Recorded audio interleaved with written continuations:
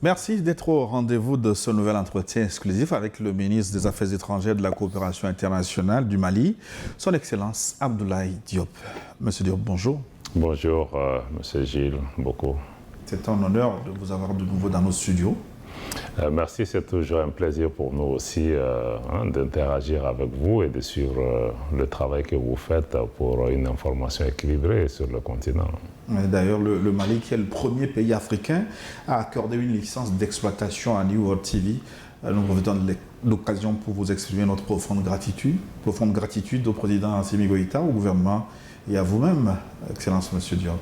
Dans un monde de désinformation aujourd'hui, il est important pour le gouvernement du Mali de mettre l'accent sur la diversification des sources d'accès à l'information et surtout des informations alternatives qui permettent de donner une autre perspective à nos téléspectateurs. Merci. Vous êtes à Lomé dans le cadre de la 3e réunion de l'Alliance politique africaine, APA. Au terme de cette 3e réunion, est-ce que de grandes résolutions ont été prises? Quelque chose de concret en est sorti?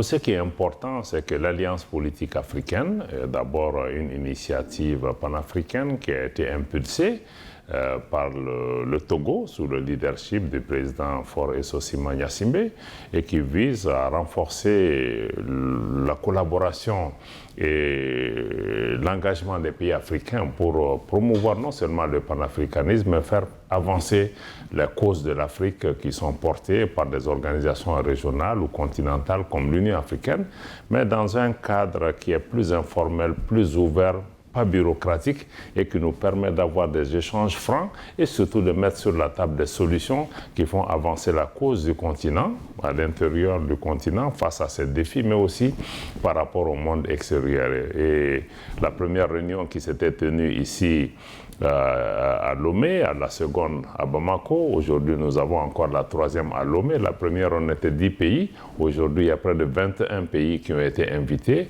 Ça montre vraiment un engouement et ça montre aussi la position importante du président Faure et du Togo de toujours promouvoir le dialogue, la collaboration entre les pays africains pour pouvoir avancer nos causes sans confrontation inutile. Eh bien, pour parler maintenant du Mali, Monsieur le ministre, on va aborder la question sécuritaire. Comment se présente aujourd'hui la situation du Mali sur le plan de la sécurité? Il faut toujours qu'on regarde quel est le point de départ. Pendant 10 ans, le Mali a bénéficié d'appuis importants de la part des Nations Unies, de la part de la France, de la part de l'Union européenne. Au bout du compte, pour une menace qui était circonscrite dans une localité du Mali, 10 ans après, la menace s'est métastasée et l'insécurité s'est répandue au Mali et même dans la région. Donc ce n'est pas un succès.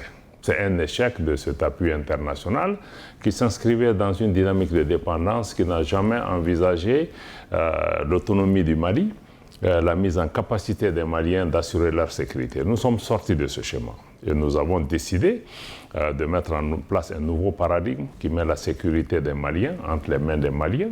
Une vision de la sécurité et des stratégies ont été mises en place avec des moyens conséquents. Aujourd'hui, nous pouvons dire que ces résultats portent les fruits. D'abord, le Mali ne contrôlait pas une partie importante de son territoire. Aujourd'hui, avec le départ de la MINUSMA, plusieurs localités, dont Ber Kidal, qui a été sous contrôle des groupes armés terroristes pendant une dizaine d'années, ces localités sont désormais sous le contrôle du gouvernement et les autorités étatiques sont présentes dans toutes ces localités. Naturellement, le travail se poursuit, mais le niveau général d'insécurité a drastiquement baissé. Mais aujourd'hui, ce qui est important à retenir, c'est que la sécurité des Maliens est entre les mains des Maliens. L'armée est à l'offensive, enregistre des succès. Il y a des groupes armés terroristes qui se rendent, d'autres déposent des armes, d'autres sont neutralisés, et des populations déplacées reviennent dans certaines localités. Mais ça ne veut pas dire que nous avons maîtrisé le terrorisme, qui est un phénomène global. Bon, il y a encore des menaces, des attaques ici et là, mais ce qui est certain, c'est qu'aujourd'hui, nous sommes en contrôle de la situation dans notre pays et cette dynamique va se poursuivre. Et nous travaillons aussi avec les pays de la région, dans le cadre de la Confédération des États du Sahel, notamment, pour pouvoir enregistrer des résultats plus importants dans le cadre d'une collaboration régionale. Et donc aujourd'hui, est-ce que vous contrôlez, l'État malien contrôle 100% du territoire? L'État malien contrôle l'entièreté de son territoire national. Mais ça ne veut pas dire qu'il n'y a pas d'attaque. Il y a des attaques à Washington, il y a des attaques à Paris ou autres. Personne ne pose des questions. Est-ce que les États-Unis contrôlent leur territoire? Donc les attaques peuvent exister, mais dire aujourd'hui que des groupes viennent prendre des localités entières qui échappent au contrôle de l'État, ceci n'existe pas. Mais il y a aujourd'hui des engins explosifs improvisés qui sont déposés sur les routes. Il y a des attaques souvent contre des emprises militaires. Il y a des attaques surtout contre des populations civiles et même des menaces contre les populations civiles pour collaborer. Donc c'est une situation qui peut être complexe, mais dire qu'aujourd'hui nous ne sommes pas en contrôle n'est pas du tout vrai par rapport à la situation, surtout quand on regarde le point de départ. Mais je crois que c'est une dynamique. La lutte contre le terrorisme, il faut le dire, c'est une lutte de longue haleine. Et surtout si on se demande contre quel type de terrorisme nous nous battons. Nous ne nous battons pas contre seulement de jeunes gens qui sont illuminés ou qui sont perdus, mais ce sont des gens qui sont aujourd'hui instrumentalisés. Le terrorisme est devenu un instrument politique de déstabilisation et de changement de régime dans nos pays. Et ces groupes, nous le savons, sont soutenus par des puissances dans la région, par des puissances extérieures, dont l'Ukraine et d'autres qui ont ouvertement revendiqué ça. Sinon, comment on peut expliquer que ces groupes disposent aujourd'hui d'engins modernes comme des drones et autres? D'où vient cet argent dans une zone où les gens cherchent à peine à manger? Donc, on est fait face à un instrument politique sponsorisé et soutenu par des États et des entités étrangères. Pour donner l'exemple de ces attaques sporadiques, cette semaine, il y a une attaque terroriste coordonnée contre un camp militaire et l'aéroport de Tombouctou. Sur place, est-ce que la situation est maîtrisée? Oui, hier, vous avez vu, le gouvernement a fait un communiqué sur la question. La situation est maîtrisée, mais nous ne voulons pas aller dans des situations de commenter chaque incident.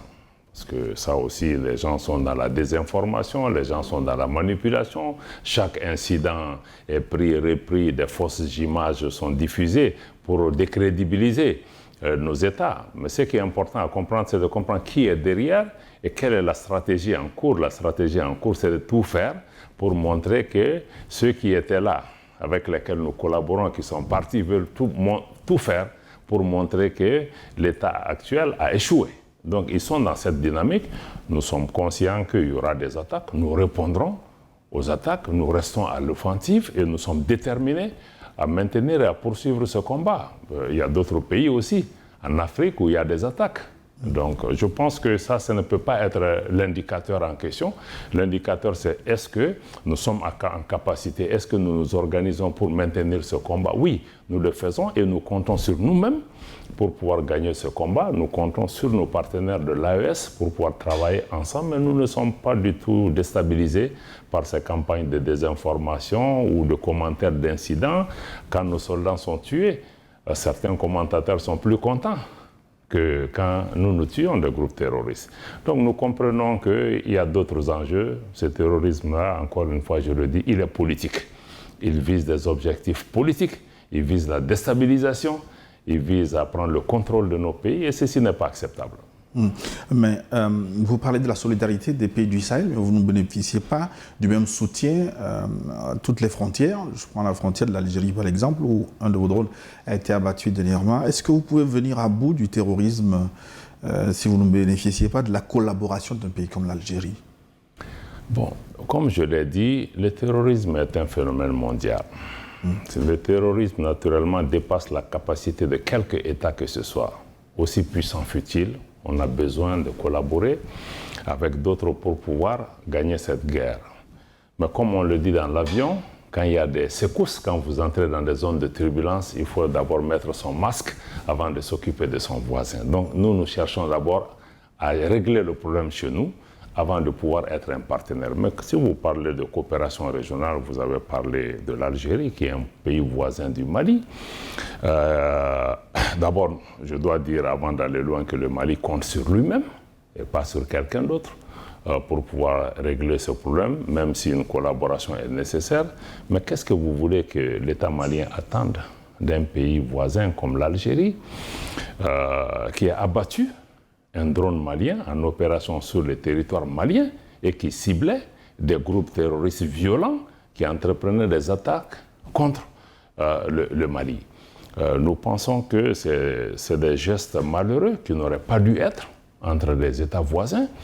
Et nous et l'Algérie devrions avoir les mêmes ennemis. Aujourd'hui, l'État du Mali dénonce la destruction de cet appareil et au-delà, le Mali souhaite que l'Algérie puisse respecter la souveraineté du Mali avant d'envisager toute collaboration, que l'Algérie puisse cesser d'être une base arrière pour soutenir des groupes terroristes qui déstabilisent le Mali et que l'Algérie cesse de s'ingérer dans les affaires intérieures du Mali. Et ces principes s'appliquent à tous nos voisins. À partir du moment où ces principes sont respectés et que les États voisins travaillent dans une sincérité et pas dans la duplicité, une collaboration est possible. Aujourd'hui, avec certains pays voisins, cette collaboration est possible. Mais ceux qui ont de telles postures, qui travaillent avec nous, qui ont la main dans la déstabilisation de notre pays, il n'est pas possible. Il faut d'abord créer cette confiance, il faut des attitudes de responsables pour qu'on puisse comprendre est-ce que nous avons la même définition de cet ennemi. Voilà, je crois que ce sont peut-être ces questions qui sont nécessaires à répondre avant d'envisager cette collaboration, peut-être au cas par cas. Aujourd'hui, nous envisageons de maintenir avec le Sénégal, il y a eu des visites, des échanges entre nos ministres de la Défense de ces pays, avec d'autres pays aussi, avec la Mauritanie aussi, il y a des discussions pour voir comment travailler à renforcer la collaboration ensemble, la Guinée. Donc, mais je pense qu'il y a des préalables à régler dans les cas des pays comme l'Algérie pour que cette menace à laquelle le Mali est confronté menace tous les pays de la région. Tous les pays de la région. Donc il faudra créer les cadres nécessaires, créer la confiance requise, y compris avec la CEDEAO aujourd'hui, ou la lutte contre le terrorisme avec les pays de la CEDEAO, organisation que nous avons quittée, ne sera possible que s'il y a une confiance qui est recréée avec un certain nombre de pays voisins pour pouvoir travailler ensemble dans le cadre de la lutte contre le terrorisme. Après cet incident de destruction de votre drone, il y a eu des mesures de représailles de part et d'autre. Aujourd'hui, est-ce qu'il y a des couloirs de discussion? Est-ce que la situation a évolué? Il y a un préalable par rapport à cela. Quand il y a eu l'attaque contre le drone en territoire malien, ce que nous considérons comme une agression, avant de faire le communiqué, le Mali a attendu 72 heures. Nous avons demandé des informations à nos voisins algériens de pouvoir nous donner des preuves que le drone malien a pénétré l'espace algérien et on n'a pas reçu ces preuves. Dans le communiqué du gouvernement, vous l'avez noté, il est absolument clair. Nous avons indiqué le drone, nous avons perdu le contrôle à environ 10 km de la frontière algérienne en territoire malien. Et les épaves de l'aéronef ont été trouvées à 441 mètres de ce point où nous avons perdu le contrôle, donc environ 9,5 km encore de la frontière algérienne. Nous attendons de nos partenaires algériens qui puissent nous montrer des éléments de preuve et nos services vont se rapprocher pour pouvoir clarifier cette situation. Si nous savons ce qui s'est passé, nous avons la même lecture, nous pourrons envisager ensemble les autres démarches à entreprendre pour pouvoir maintenir le dialogue entre les deux pays. Donc pour l'instant, le point de discussion est bloqué? Pour l'instant, il y a une clarification à faire. Il faut que nos services compétents se rencontrent pour pouvoir savoir ce qui s'est passé. Pour l'instant, nous savons ce qui s'est passé, mais nous n'avons pas les éléments de preuve de la partie algérienne qui doivent être fournis aux services compétents maliens. Et après analyse de cette situation, nous en tirerons les conséquences. Quel que soit ce qui s'est passé, en tant qu'État responsable, nous allons pouvoir envisager ensemble les autres étapes. Alors, nous allons aborder maintenant les relations entre le Mali et la communauté économique des États de l'Afrique de l'Ouest, la CEDEAO, que vous avez quittée définitivement. Vous avez démarré des négociations pour établir des relations de bon voisinage. Vous avez reçu d'ailleurs la semaine dernière le président de la commission de la CEDEAO. Comment évoluent ces discussions?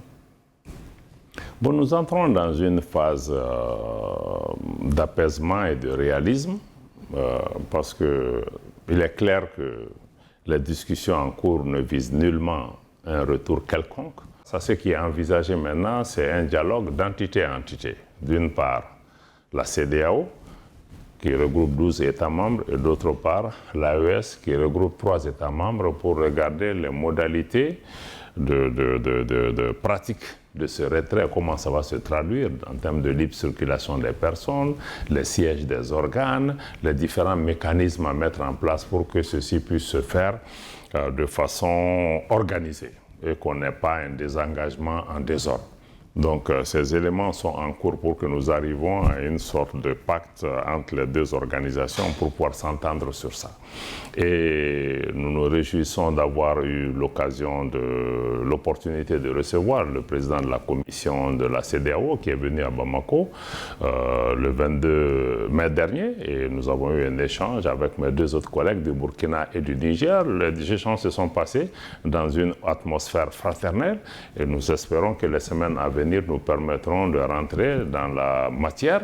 Dans tous les cas, ce qui est retenu à l'issue de ces échanges, c'est qu'il y a une volonté partagée pour faire en sorte que les intérêts des populations ouest-africaines, dans leur ensemble, puissent être préservés et que les populations, personne n'a l'intention de diviser les populations ouest-africaines, et que ces éléments aient aussi prendre en compte les avancées du processus d'intégration régionale, qui n'a pas commencé qu'avec la création de la CEDEAO. Depuis l'indépendance à aujourd'hui, il y a eu des acquis. Comment nous pouvons travailler à préserver ces acquis? Et naturellement, il y a des différends au plan politique entre nos pays et certains dirigeants de l'organisation. Donc nous devons continuer dans la durée à travailler pour recréer la confiance sur ces questions. Mais aujourd'hui, nous sommes dans une dynamique de travailler à résoudre ces problèmes pour que nos populations ne puissent pas être impactées par cette situation. D'ailleurs, les chefs d'État de l'AES, en décembre de l'année dernière, ont fait une déclaration importante du Collège des chefs d'État pour dire que nos pays restent fraternels et restent panafricains dans l'esprit et souhaitent maintenir tous les bénéfices des populations ouest-africaines qui vivent dans notre espace. Et nous travaillons aujourd'hui dans cet état d'esprit à toujours mettre l'intérêt des populations au centre de nos échanges. Ça veut dire quoi, Monsieur le ministre, que les citoyens de l'AES n'ont pas à s'inquiéter, même si vous êtes sorti de la CEDEAO, que la libre circulation des personnes et des biens pourrait être poursuivie? Oui, on peut dire oui. On peut dire oui, même si nous attendons d'avoir des arrangements écrits par rapport à ça. Et pour notre part, nous avons dit que nous maintenons les bénéfices pour les citoyens de la CEDEAO qui vivent parmi nous. Et du côté de la CEDEAO aussi, il y a eu des décisions qui ont été prises pour dire qu'on ne touche à rien jusqu'à ce qu'on ait des accords définitifs. Donc aujourd'hui, à ce stade, la libre circulation des personnes et des biens reste telle qu'elle, jusqu'au moment où nos pays arrivent à trouver des arrangements définitifs qui gouvernent les relations entre l'AES et la CEDEAO, mais de part et d'autre, je sens qu'il y a une volonté de pouvoir maintenir ces bénéfices pour nos populations et aussi sur le plan économique et commercial, parce que nos pays sont liés pour que ces échanges commerciaux et autres qui existent entre nos pays, pour ceux qui le souhaitent, puissent être maintenus. Est-ce que vous avez espoir d'obtenir un accord global avec la CEDEAO dans la mesure où, sur le plan bilatéral, vous avez des relations en dents de scie avec les différents pays? Vos relations avec le Sénégal, ce n'est pas la même chose qu'avec la Côte d'Ivoire, etc. Les relations sont plus ou moins disparates. Bon, ce que je peux dire, c'est qu'aujourd'hui, nous sentons que beaucoup de pays de la CEDEAO partagent cette préoccupation, en indiquant que, bon, ils souhaitent qu'on maintienne ces bénéfices pour nos populations. Il y a certains pays, mais je crois que ça se réduit aussi. Il y a eu des changements importants dans beaucoup de pays au niveau de notre espace. Plusieurs pays ont progressivement changé de position. En tout cas, on sont venus à une attitude que d'ailleurs le Togo a prônée depuis le début de maintenir le dialogue avec les gens, de ne pas se mettre dans des postures de donneurs de leçons et de pouvoir s'engager. Aujourd'hui, beaucoup de pays veulent entretenir une relation de coopération, une relation constructive avec nos pays, et j'ai espoir qu'avec ces éléments, nous allons pouvoir travailler pour arriver à un accord qui préserve justement cet espace commercial que nous avons bâti depuis l'indépendance. Est-ce qu'il y a certains pays qui jouent contre vous? Est-ce qu'il est régulièrement dit que des complots sont ourdis dans d'autres capitales contre l'AES? Ce sont des accusations sérieuses? Écoutez, je suis ministre des Affaires étrangères. Mon rôle, c'est beaucoup plus d'essayer de chercher des solutions. Je ne veux pas sur ce plateau citer le nom de pays, mais je crois que c'est connu de tous. Les pays voisins qui ont la main dans la pâte et qui ont choisi comme stratégie de travailler à la déstabilisation de nos pays, de servir de base arrière à des puissances étrangères hostiles aux pays de l'AES pour pouvoir tout faire pour déstabiliser nos pays. Mais ces pays doivent juste comprendre une chose. Le problème que nous sommes en train de confronter dans nos pays ne nous concerne pas que nous seuls. Et en s'amusant, ça va arriver à tout le monde. Et c'est un jeu à somme nulle. Personne n'y gagnera. Et donc nous avons intérêt, chacun, à ne pas nous mettre dans cette posture de guerre permanente, de chacun soutenir des groupes subversifs pour essayer d'abattre l'autre pays. Personne ne renverra l'autre de cet espace. Nous sommes condamnés à vivre ensemble. Et notre position au Mali, et la position du président Goïta, c'est que ce qui nous unit, nous, Africains, est toujours plus important que ce qui peut nous lier aux autres. Donc nous devons toujours travailler dans cette perspective de long terme, en préservant les intérêts de nos pays. Il ne s'agit pas de questions individuelles. Nos pays sont éternels. Nos peuples sont éternels. Nous, dirigeants, nous sommes passagers. Excellence, M. Doub, autant vous êtes libre de coopérer avec qui vous voulez, les Russes, les Turcs par exemple. Est-ce que les autres pays n'ont pas la liberté de choisir leurs partenaires, notamment les Français? Nous n'avons demandé à aucun pays de chercher notre permission pour coopérer avec des pays. Mais maintenant, si vous coopérez avec un partenaire pour régler vos problèmes internes, ça va, mais vous ne devez pas servir de canon, ou en tout cas d'instruments à la main de ces pays, ou d'offrir vos territoires à ces puissances qui sont hostiles, qui envoient des éléments subversifs ou qui entretiennent des éléments qui viennent nous déstabiliser, qui entretiennent des groupes terroristes, qu'on les finance, qu'on leur donne du matériel pour venir nous déstabiliser. C'est là où le problème se pose. Si ces puissances extérieures à l'Afrique réglaient leurs problèmes directement avec nous, on n'a pas de problème. Donc on n'a pas demandé à quelqu'un, chacun est libre de choisir ses amis. Mais nous sommes jugés aussi par nos actes. Maintenant, ce n'est pas le partenariat qui compte, mais c'est ce que vous êtes en train de faire avec le partenaire contre nous.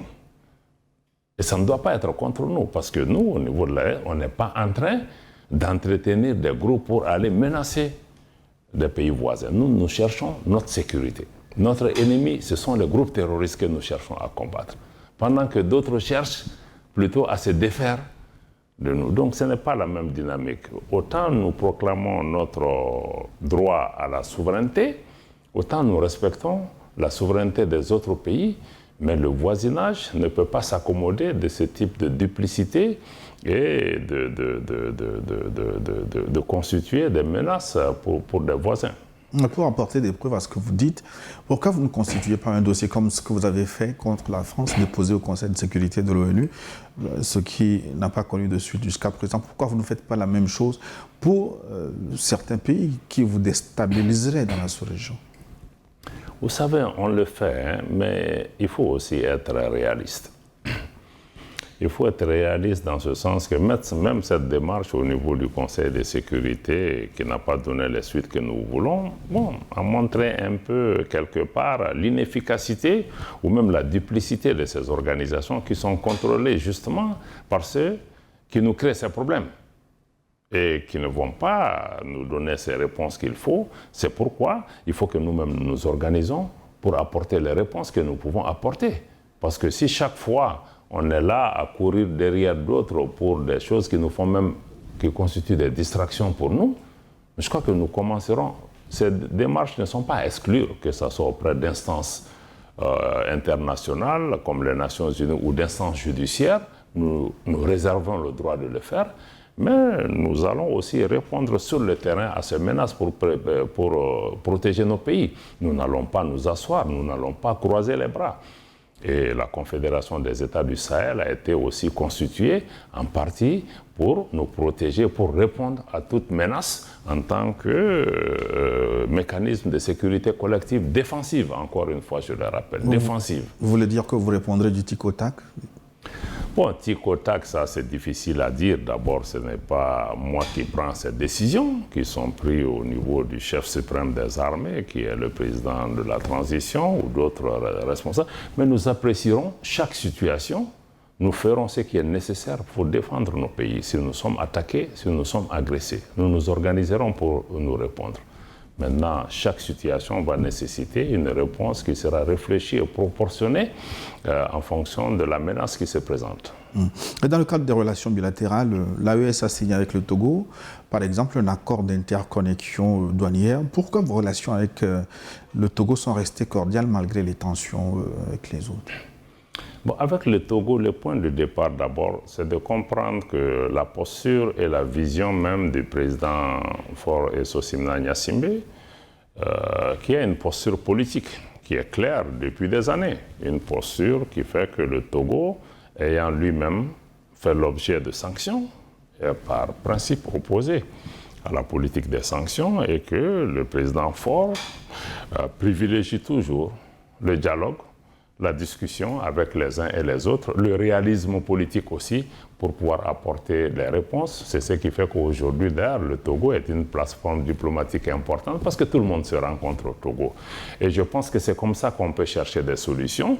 Et donc là, nous nous réjouissons de la solidarité que le Togo a toujours manifestée à notre endroit, de cette main tendue qui est toujours restée là pour pouvoir promouvoir le dialogue, pour pouvoir se donner la main pour chercher des solutions ensemble. Il ne s'agit pas d'ostraciser les gens, de les stigmatiser, d'insulter, de mettre des petits noms, mais il s'agit d'être à côté, de discuter, de chercher à comprendre et de voir le rôle qu'on peut jouer. Et aujourd'hui, même sur le plan économique, le Togo reste toujours ouvert à nos pays qui font leur commerce via le port de Lomé, qui entretiennent des relations économiques et commerciales avec le Togo, surtout grâce à cette posture politique du Togo qui en fait un partenaire fiable sur lequel nous pouvons compter.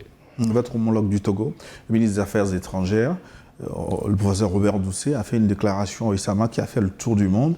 Il a déclaré que le Togo envisagerait d'adhérer à l'Alliance des États du Sahel. Est-ce que c'est un dossier sur lequel vous travaillez ou ça se résume à une déclaration politique? Bon, nous avons nos discussions avec des échanges avec nos amis togolais. D'abord, je crois que la déclaration du ministre Doucet ne vient pas comme ça. Depuis longtemps, le Togo a toujours eu une proximité avec nos pays. Nous partageons beaucoup de valeurs et de principes communs. Et je dois dire que l'AES elle-même a prévu dans ses textes la possibilité d'adhésion d'autres pays de la région dans un esprit d'ouverture et de panafricanisme. Naturellement, à ce stade, les chefs d'État n'ont pas encore défini les critères et les modalités de cette adhésion.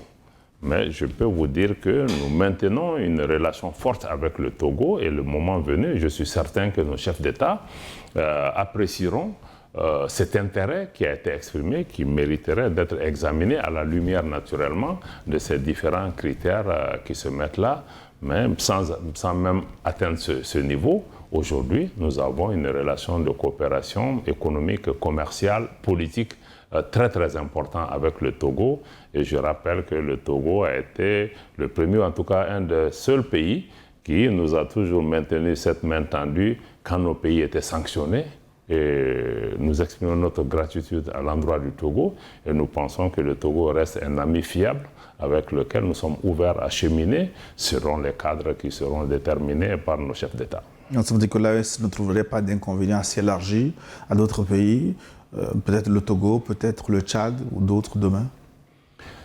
Du point de vue du droit et des textes, c'est quelque chose qui est prévu, mais encore une fois, les critères n'ont pas été défini comment ça se fait et qui est qualifié pour faire ceci, cela. Mais je dois dire que c'est déjà une bonne chose que d'autres pays expriment un intérêt par rapport à l'AES. Naturellement, dans le débat entre nous-mêmes, il y a certains pays qui peuvent susciter des interrogations des uns et des autres. Mais je crois que tout ça est sain parce que nous sommes dans un environnement qui est assez difficile, où il y a assez d'adversité contre nos pays. Mais la volonté de nos chefs d'État de promouvoir le panafricanisme, de toujours travailler à renforcer l'unité entre les pays africains est une dimension importante de notre action. Et je suis certain que le moment venu, quand ces pays auront rempli les procédures nécessaires de pouvoir adhérer, je suis certain que nos chefs d'État examineront ça à la lumière de cet engagement panafricain dont ils ont hérité. Monsieur Diop, vous voudrez qu'on aborde quelques questions économiques avant de finir cet entretien. L'AES vient de créer sa banque d'investissement et de développement. C'est un long chemin qui a été parcouru avant d'en arriver là.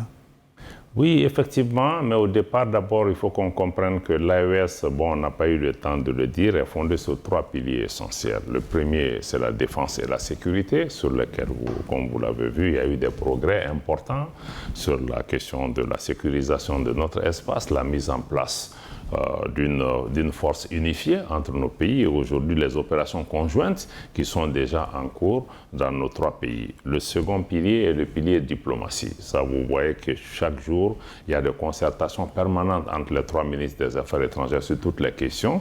Et vous avez vu même aux Nations Unies, l'ambassadeur du Mali a fait des déclarations devant le Conseil de sécurité au nom des 3 pays. Nous avons été reçus à Moscou dans le cadre d'un dialogue entre l'AES et la Fédération de Russie. Nous avons été reçus aussi par le roi du Maroc, Sa Majesté le roi Mohamed VI, dans le cadre d'un dialogue justement et de rapprochement avec ce pays. Donc nous continuons à travailler pour parler d'une seule voix sur la scène internationale. Donc le troisième pilier justement, qui est le pilier du développement, qui reconnaît la nécessité de maintenir et de renforcer le processus d'intégration économique et commerciale entre les 3 pays, de travailler à une autonomie économique de nos pays comme on le fait sur le plan de la défense et de la sécurité, de travailler à mettre en place des projets structurants, par exemple dans le domaine de l'énergie, dans le domaine des routes d'interconnexion entre les pays, les chemins de fer, la mise en place d'une compagnie aérienne et justement la question de la banque confédérale d'investissement et de développement qui doit être le moteur pour financer notre développement pour que nous ne soyons pas sujets de conditionnalité de certaines institutions financières internationales ou régionales. Et au mois dernier, à l'issue de la réunion des ministres des Finances, donc les textes de cette de création de cette banque ont été adoptés.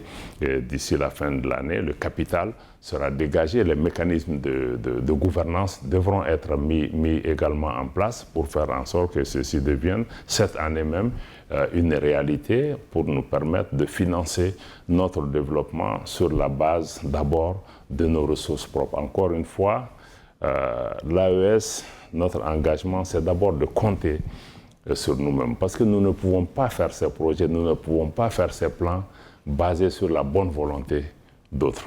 Cette bonne volonté peut venir s'ajouter, mais il faut qu'on sorte, que ce soit sur le plan économique comme sur le plan de la défense, des scénarios d'une dépendance permanente.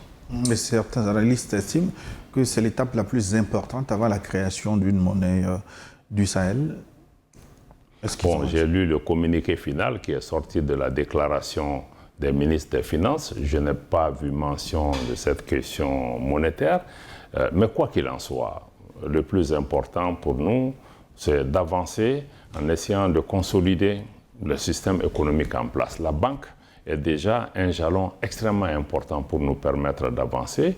Je suis certain que d'autres questions stratégiques aussi feront l'objet de discussions entre nos pays pour pouvoir avancer, nous donner les outils et les moyens nécessaires pour réaffirmer notre autonomie économique, mais faire en sorte que nos pays puissent développer et même transformer nos matières premières et aller vers une transformation structurelle de nos économies qui crée la valeur ajoutée pour nos pays. Parce que les 3 pays ensemble constituent près de 70 millions plus de 2,5 millions de kilomètres carrés, qui regorge de ressources naturelles et minières extrêmement importantes, dont des minéraux stratégiques qui sont aujourd'hui nécessaires pour faire tourner l'économie moderne.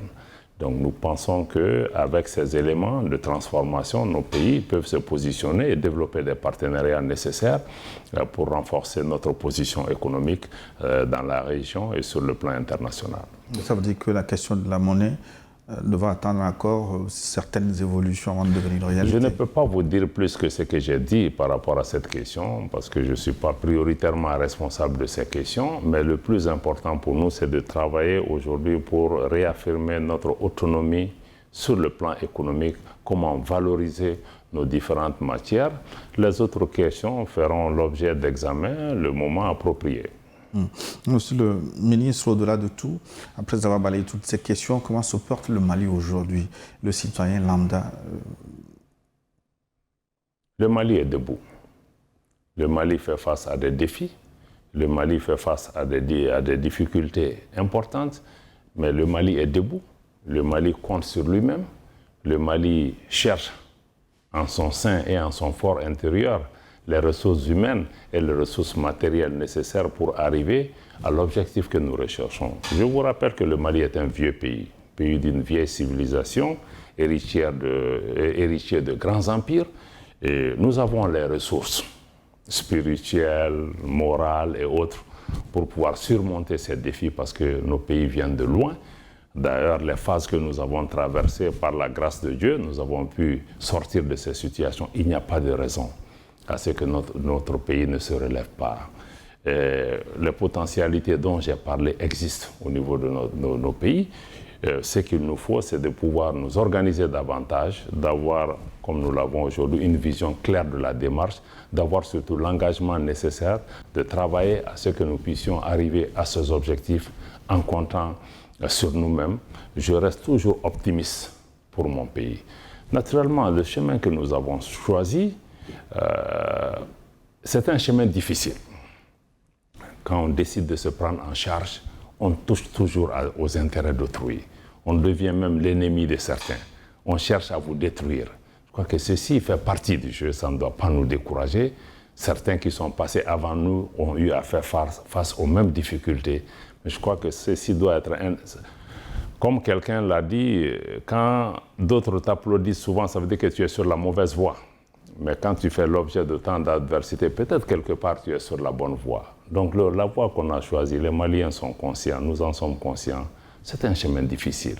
Mais la facilité ne nous amène nulle part. Comme l'a dit le professeur Joseph Kizerbo, nous l'avons cité hier, à l'ouverture de l'Alliance politique africaine. Je le dis en notre langue nationale, Nanlara Ansara. Il a dit, si nous nous couchons, nous mourrons. Donc il n'est pas question pour le Mali de se coucher. Nous devons rester debout, nous devons nous battre pour notre pays. Si nous devons mourir pour cela, il vaut mieux le faire avec les armes à la main que de s'assujettir et de se soumettre à une domination. Est-ce que vos populations comprennent le sens de ce combat? Est-ce qu'elles vous soutiennent? Est-ce qu'elles participent justement à la construction de ce Mali nouveau? Les Maliens comprennent, parce qu'il y a même des organisations qui se sont créées dont le titre est « Nous avons tout compris ». Les gens ont compris et les gens de plus en plus comprennent. Les gens comprennent aussi que c'est difficile, qu'il faut espérer que les choses puissent s'améliorer, mais aussi il y a toute cette campagne de désinformation, de manipulation, de guerre informationnelle au quotidien. Pourquoi vous pensez que nos partenaires extérieurs vont investir des milliards d'euros ou de dollars pour pouvoir nous informer? Mais tout ça, c'est pour contrôler nos esprits, c'est pour créer le doute, c'est pour faire des fake news. Même ce qu'on fait de bien, on essaie de le présenter d'une autre façon. Donc ça, c'est aussi notre responsabilité en tant que citoyens, et je salue le travail que les organes comme New World TV font dans ce cadre pour essayer d'avoir une approche plus équilibrée de la chose. Donc ce sont ces éléments qui essayent d'amener des situations ou de créer des scénarios qui n'existent que dans leur tête ou sur leur plateau de télévision, qui ne correspondent pas à la réalité. Aujourd'hui, peut-être grâce aussi aux réseaux sociaux, où l'information devient plus démocratique, les gens ne sont plus dupes. Même cette désinformation, ça a des limites. Nos gens ne sont pas stupides. Ils savent ce que nous vivons. Ils savent les dessous des cartes, désormais. Quelques-uns peuvent s'égarer, mais au bout du compte, la vérité finira par triompher. Mais ça veut dire que vous êtes obligé de vous battre sur plusieurs fronts, contre les anciens partenaires, contre des voisins peut-être locaux qui vous créent des difficultés et vous battre pour le développement du Mali également. Est-ce que vous avez les ressources nécessaires? Où les trouvez-vous pour faire face à toutes ces adversités? Quel type de ressources? Humaines, matérielles ou financières? Toutes. C'est quoi? Spirituelles. Nous ne choisissons pas les fronts, mais si les fronts s'ouvrent, nous assumerons et nous avancerons avec ça. Et je suis certain, dans nos pays, malheureusement, M. Boko, nous n'avons pas le choix que de faire une chose. Nous devons à la fois marcher et courir et faire face à ce qui est là. Si c'est le devoir de notre génération, nous ferons notre part. Les ressources, on les trouvera toujours. La ressource la plus importante, c'est la ressource humaine. Les ressources financières et matérielles, on peut les trouver. On peut générer des ressources internes. On peut revoir les conditions d'attribution des contrats d'exploitation de nos ressources minières. On peut avoir d'autres types de partenariats qui ne sont pas le type de partenariats qui nous ont installés dans cette dépendance. Je suis certain que quand, comme le disent les anglophones, if there is a will, there is a way. Quand il y a une volonté, il y a un chemin pour y arriver. Donc je ne pense pas que dans les difficultés que nos pays traversent, la ressource financière soit peut-être la donnée la plus insurmontable. C'est un défi, mais je crois que d'autres pays ont pu trouver la solution. Tout est question, à mon avis, d'engagement, de détermination. Nous avons des personnes aujourd'hui au Mali, ailleurs, dans l'espace de l'AES, qui sont des personnes qualifiées, qui sont des personnes de grande valeur, qui compétissent au plan mondial et qui ont la capacité de pouvoir aider à trouver des réponses à la situation que nous vivons. Mais je vous assure que notre premier problème, il est d'ordre mental, que nous-mêmes nous nous convainquions que c'est possible, que nous pouvons le faire, que nous avons la capacité. Le reste viendra après. Malheureusement, de la colonisation à aujourd'hui, on nous a mis dans le doute. On nous a toujours fait comprendre qu'on était incapable, que ça ne réussirait jamais, que ce n'est même pas la peine de tenter. C'est ça que je répétais même hier, la référence à Cheikh Anta Diop, qui disait qu'il y a des esclaves, une fois libérés, ils arrivent à la porte de la maison. Ils retournent quand même, en se disant que non, si je franchis la porte vers la liberté, je ne connais pas la liberté, mais je connais l'esclavage, je préfère y rester. Il faut que nos pays sortent de ce traumatisme en se disant que c'est possible. Et que ce n'est possible que parce que nous-mêmes, nous sommes capables de porter ce changement pour avancer. Donc, ne nous laissons pas abattre par l'énormité de ces défis. Quand les défis seront, c'est notre responsabilité. Faisons notre part. Il y a d'autres qui viendront pour continuer la musique des plus belles. Les défis seront là. Je ne veux pas dire que c'est facile.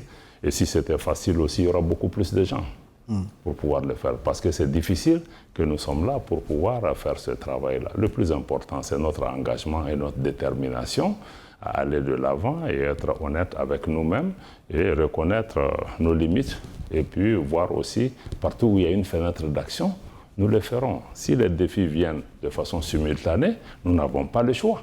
Nous devons y répondre de façon simultanée, nous organiser. Il ne faut pas compter sur quelqu'un. Il y a eu le génocide au Rwanda. Personne n'est venu au secours de ce pays. Il a dû compter sur lui-même pour s'en sortir. Donc il faut que nous, pays africains, nous comprenions que la solution va venir d'abord par nous-mêmes. Et ce n'est pas de l'arrogance. Mais quand il y a des situations ailleurs, vous voyez, ceux sur qui vous comptez vous abandonnent en plein vol. En Afghanistan, on l'a vu. Donc il faut que nos pays comprennent que la solution, s'il y a une solution, elle est à nos pieds d'abord. C'est dit par Aimé Césaire, l'heure de nous-mêmes a sonné. Dans ce contexte, cette conjoncture socio-politique, même géopolitique très difficile, vous devez opérer également des réformes pour la refondation du Mali. Au titre de ces réformes, vous avez décidé de la dissolution des partis politiques. Est-ce que tout le monde comprend cette mesure au Mali? Est-ce que c'est porté par la majorité du peuple? Dans aucun pays, on ne peut dire que tout le monde est d'accord sur tout. Ce qui est important, c'est de créer les cadres pour créer un consensus pour évoluer vers ces questions. Naturellement, ce qui concerne les partis politiques, même en tant que citoyen, avant d'assumer ses responsabilités, nous nous sommes toujours interrogés depuis l'instauration de la démocratie multipartite dans nos pays, un multipartisme intégral qui a été instauré au Mali, un pays de 22 millions d'habitants avec 300 partis politiques. Dans d'autres pays voisins, c'est la même chose. Pourtant, dans nos parlements, on n'a pas plus d'une dizaine de partis politiques. Donc, il est juste de pouvoir s'interroger sur la santé même de ces partis politiques si elles concourent à atteindre les objectifs pour lesquels ils ont été mis en place. Les assises nationales de la refondation qui ont été organisées au niveau du Mali ont fait des recommandations spécifiques pour rationaliser le nombre des partis politiques et travailler à leur réduction et voir aussi le statut du chef de file de l'opposition. Les réformes en cours qui visaient à revoir la charte des partis politiques s'inscrivent dans le cadre de cette démarche-là. Naturellement, aujourd'hui, le Mali a une constitution aussi. Et tout changement institutionnel qui se fait est encadré par cette constitution. Et la démarche du gouvernement elle-même s'inscrit dans le cadre des textes du pays. Donc ces réformes-là sont en train d'être faites dans l'esprit d'atteindre cet objectif et de proposer une nouvelle loi qui puisse aller vers la réduction du nombre des partis politiques. Naturellement, la question des différents critères à utiliser qui sont aujourd'hui en discussion au niveau du ministre en charge de l'administration territoriale et de la décentralisation qui est responsable de cette matière, prend en compte l'ensemble des paramètres. Il a déjà eu à consulter tous les partis politiques sur cette démarche, à recueillir leurs idées et par rapport à ça. C'est un processus qui est en cours et nous espérons que ceci puisse amener notre pays à renforcer sa gouvernance en essayant d'avoir plus d'efficacité dans l'action des acteurs publics. Merci, Monsieur le ministre. Nous arrivons à la fin de cet entretien, mais je voudrais, si vous le permettez, prendre votre pression artérielle par rapport à une guerre sur le plan international, une guerre dans laquelle est impliqué un de vos partenaires stratégiques, la Russie, une guerre qui prend un nouveau tournant, des négociations qui patinent avec les armes qui reprennent. Est-ce que vous êtes inquiet par rapport au développement de cette crise? Toute guerre est naturellement source d'inquiétude, surtout si ces guerres impliquent de grandes puissances mondiales qui détiennent aussi l'arme atomique. Ceci peut être source d'inquiétude. Notre souhait, c'est que les différentes parties prenantes puissent comprendre la gravité de cette situation et aussi la dangerosité de ce qui est en cours. Je dois dire que pour nous, en tant que partenaires et alliés de la Russie, nous sommes sensibles aux préoccupations sécuritaires que la Russie a toujours exprimées, qui ont été une des causes fondamentales de ce qui nous a conduit à cette guerre. Et je dois dire que le Mali n'a pas de sympathie particulière pour l'Ukraine, qui est un pays qui a financé, soutenu, qui continue à financer, soutenir des groupes terroristes, qui ont tué beaucoup de Maliens, qui ont du sang malien sur les bras. Mais néanmoins, nous souhaitons qu'il y ait la paix entre ces deux pays, et une paix juste qui prenne en compte les préoccupations sécuritaires qui ont été à la cause de ce conflit et des efforts de médiation qui sont en cours. Nous espérons que cela puisse aboutir, mais en même temps, nous sommes tous inquiets par rapport au développement de la situation depuis quelques jours dans cet espace, qui a un impact économique, politique sur le monde entier. C'est ce que je peux dire à ce stade. Merci, Monsieur le ministre Abdoulaye Diop, ministre malien des Affaires étrangères et de la coopération internationale. Merci, Monsieur le ministre, d'être passé. Merci, Gilles Bocco, pour votre temps. Et nous arrivons à la fin de notre entretien. Merci de votre aimable attention. L'entretien, c'est à suivre sur nos réseaux sociaux, notamment sur notre chaîne officielle YouTube New World TV. À très bientôt.